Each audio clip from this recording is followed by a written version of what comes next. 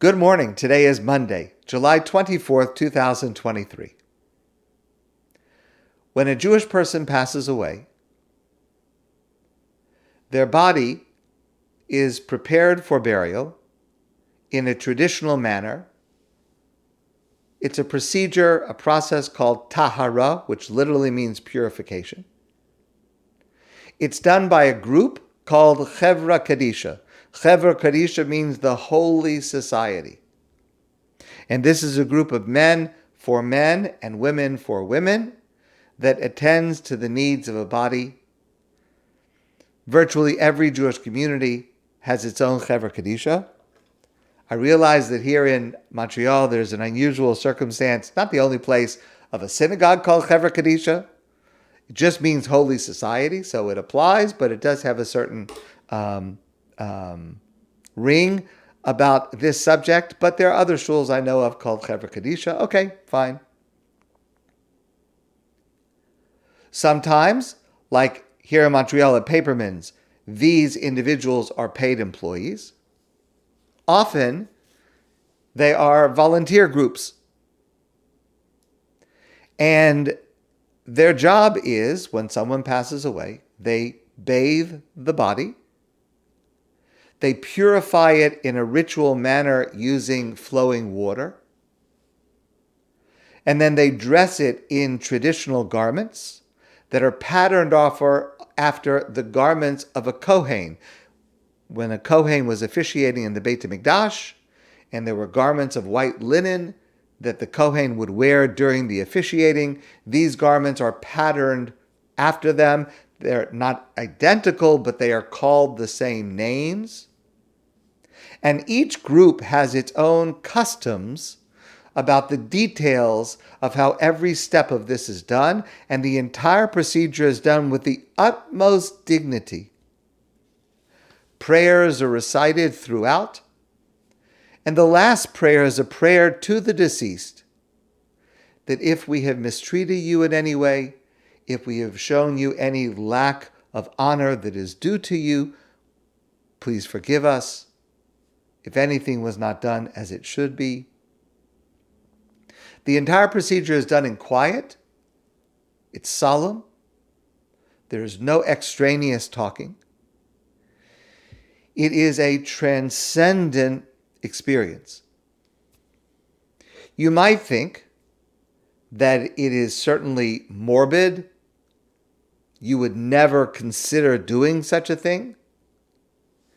In fact, those who do it, and I have the privilege to include myself in this group, will often say it is one of the most beautiful, dignified, life-affirming experience that they have ever encountered.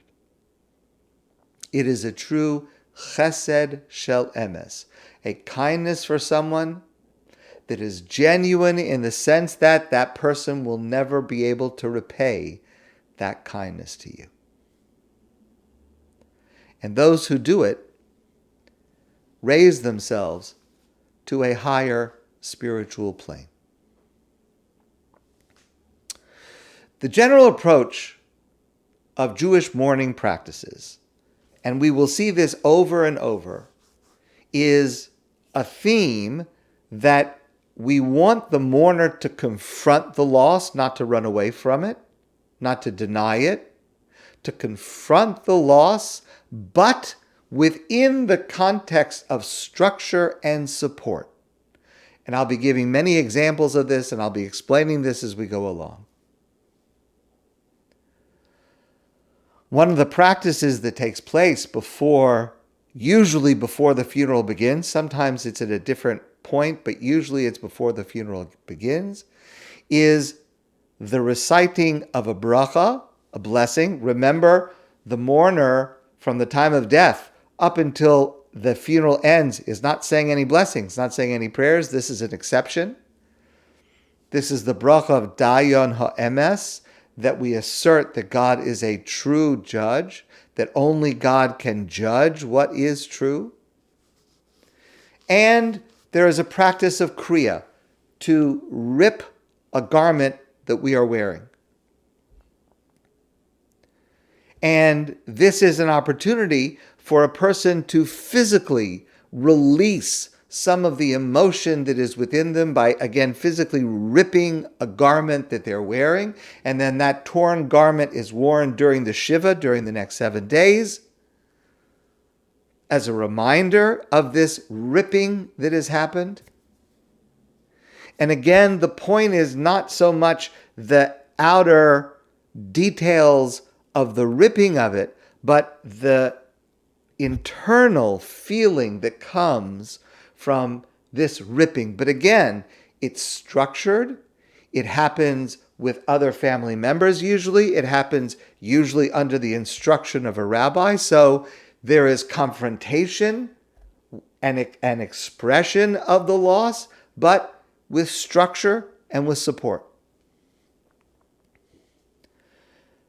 It is a garment that is worn, which should be torn. We do not tear an undergarment like an undershirt. We do not tear an overgarment like an overcoat. For a parent, God forbid, we tear each garment in between those extremes that a person is wearing. So for example, if a man is wearing a suit, it would be the shirt and the jacket. If a woman is wearing a blouse and a sweater, it would be the blouse and the sweater.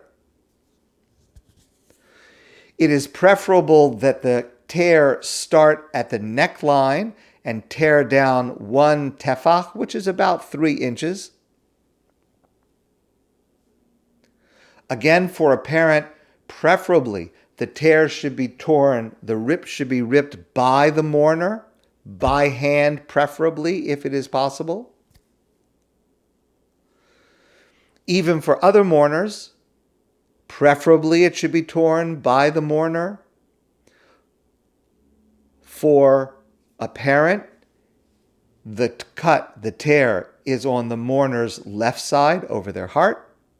For all other relatives, the tear is on the right side.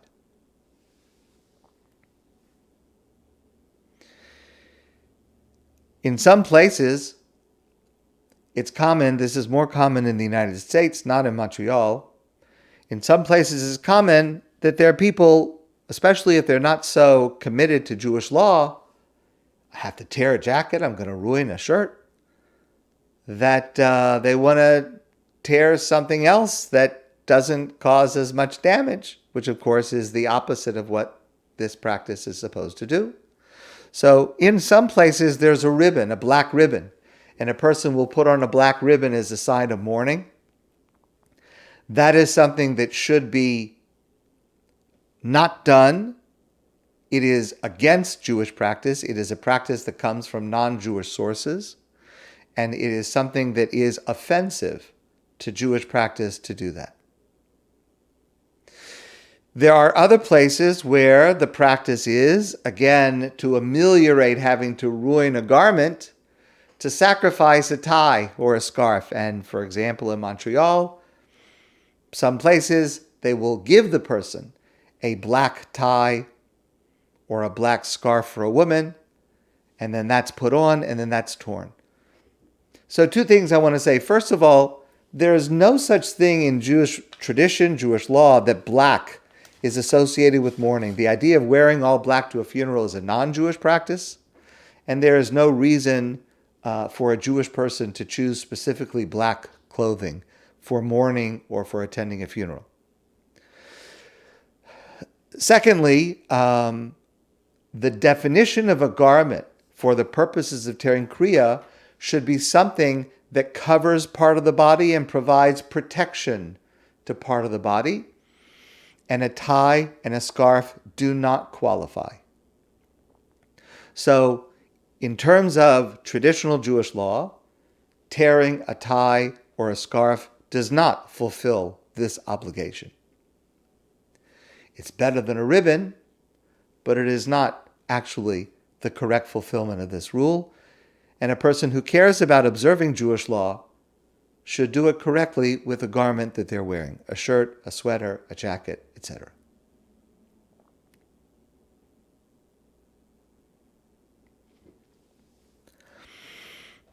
At a funeral, There are several different elements. There are prayers, and there are words. And the words that are said are very important. Hesped, to eulogize someone, is a very important mitzvah, and to be negligent in delivering an appropriate, proper hesped is a serious statement. Many statements of our sages indicate how serious a sin it is to have not eulogized properly someone who passed away. The purpose of a hesped, this is a specific kind of a speech, the purpose is to arouse emotions because of the loss of this person. Now, there are certain days that we are not allowed to deliver a hesped. Friday afternoon, Rosh Chodesh, Chol HaMoed, certain holidays. On those days, we are allowed to say a speech that is a speech of tribute, that points out the good qualities of that person, but without trying to arouse the emotions. Sometimes you'll hear a rabbi say this. He'll say, today is Rosh Chodesh, and we're not allowed to say words of hesped, but instead I'm only going to say words of tribute, and then continue on with the exact same speech that they would have given otherwise, and people are crying and wailing, and that is not in the spirit of what should be done. There is a difference between the kind of speech that we call a hesped and the kind of speech that we would call a speech of tribute. There are many authorities that allow a mourner themselves to offer a hesped even on those days that others may not.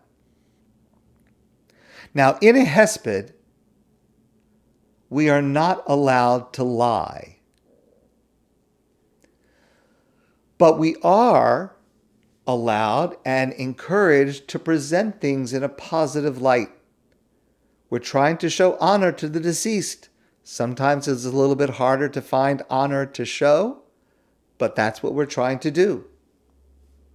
So, if he was generous, you can say he was very generous. But if she was miserly, you cannot say she was generous.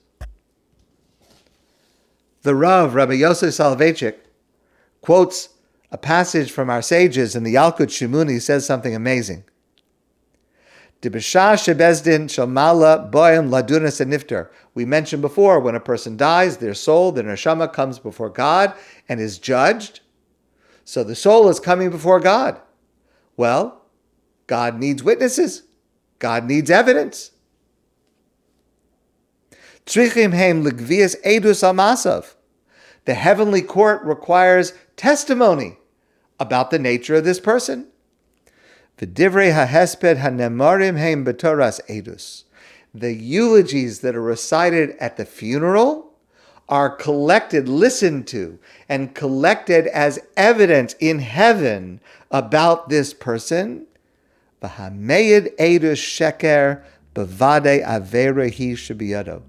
Someone who says a eulogy and speaks false testimony, says something that is not true, they have done a terrible sin, akin to not telling the truth as a witness.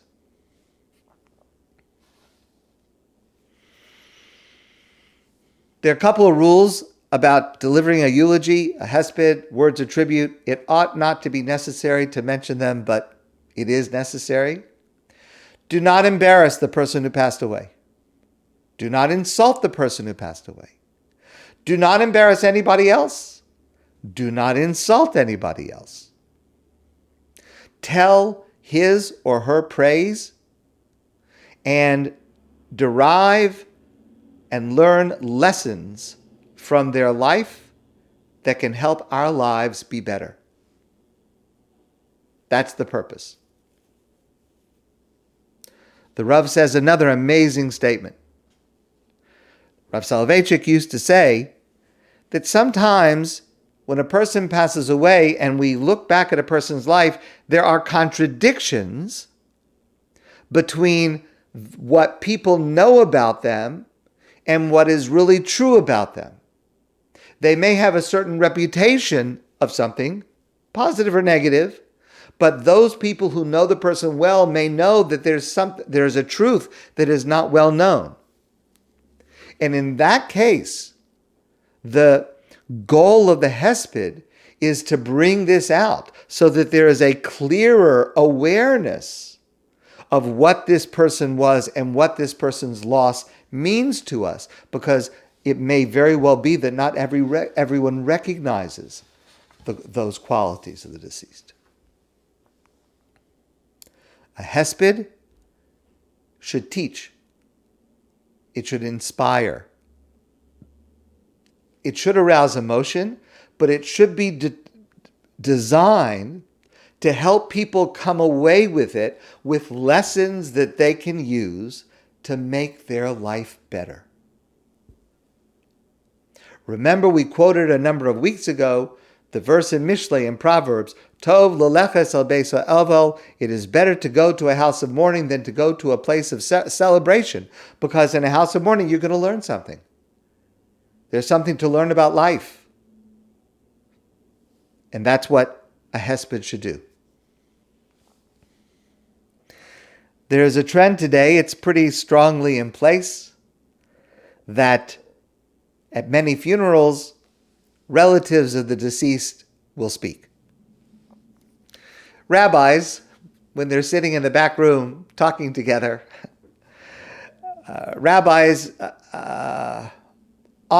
some rabbis bemoan this trend of relatives giving eulogies because, and this is true, the results can often be trite. They can be overlapping and boring.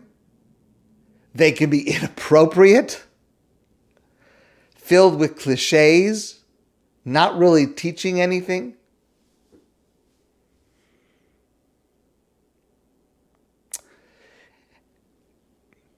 Eulogies that dwell on the favorite foods that the person made, or the favorite restaurants that they went to, speeches that stick to very superficial aspects of a person's life, or only relate to the last few hours, days, weeks, those are not going to be fulfilling the mission of a Hesped. At the same time, there are rabbis that when they speak, they can be very far from the truth. They could be speaking from a template, using clichés,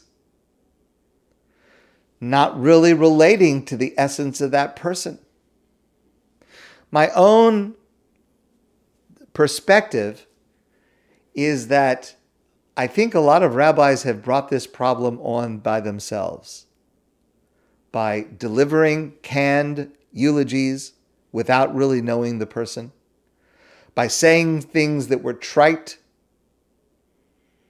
So I understand that family members want to speak, and I always respect that. But at the same time, I try to guide family members who are going to speak about what they should speak about, the tone, the lessons they should try to draw out.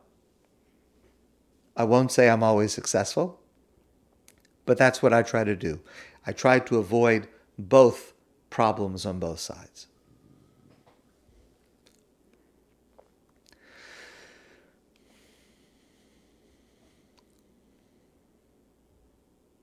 Of course, what we will be doing on Tisha B'Av partakes of this. And in fact, one of the chapters of the book of Eicha that we will recite on Wednesday night is in fact a Hesped, a eulogy. So as we are observing Tisha B'Av, let's try to remember to pay attention to that passage and to see how Yirmiyahu HaNavi, the prophet Jeremiah, engages in this practice of eulogy. My friends, I wish you a good day. I wish you that these days should be meaningful, that they should lead us to an introspective and inspiring Tisha B'Av. Thank you so much for joining today. Have a wonderful day, and I look forward to seeing you all soon in person.